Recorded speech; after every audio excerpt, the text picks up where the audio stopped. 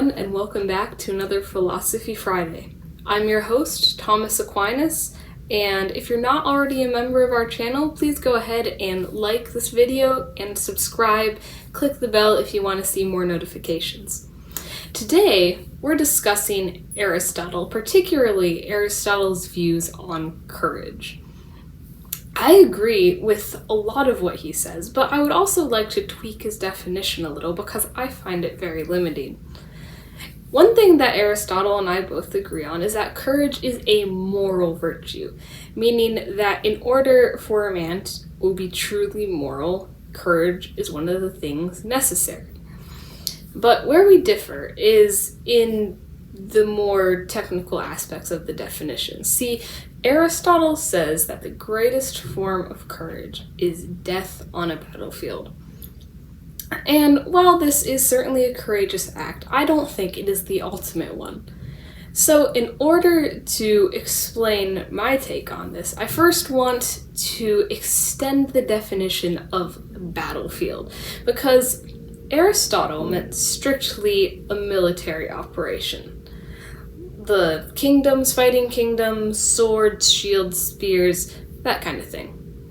And yes, that's obviously the first definition most people think of, but I think a battlefield can be in a home, or even within the human heart, because that is where, as humans, we battle sin and temptation, and some of those struggles are greater than anything that might happen between two kingdoms.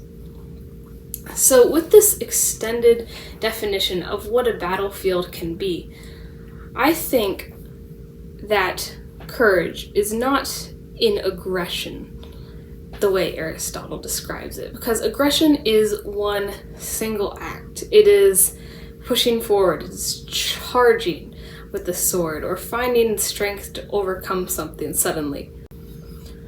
While aggression certainly takes some measure of courage, I think the true standard for courage is in endurance. Because while aggression is the work of a moment, endurance has to last for years, even for a lifetime. An example is, for aggression, would be a soldier meeting an enemy and then striking him down.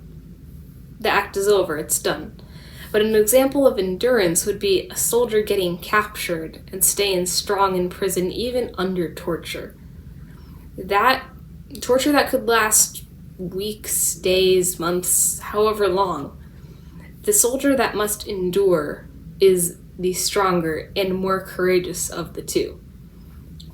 Following this line of reasoning, the act of martyrdom is the ultimate expression of courage, in my definition, because it involves enduring across a lifetime. This is a lifetime of trials and temptations that finally lead up all the way until death.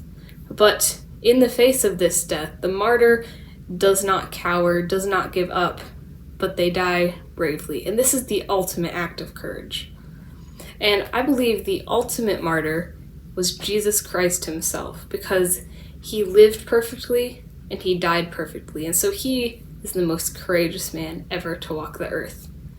Now, this might not be what Aristotle would say. Jesus Christ never fought in any sort of military encounter. He never wielded a sword. But according to my definition, he is truly the bravest of all. Thank you guys so much for tuning in, and come back next Friday to see another little philosophical chat. I'll see you guys next time.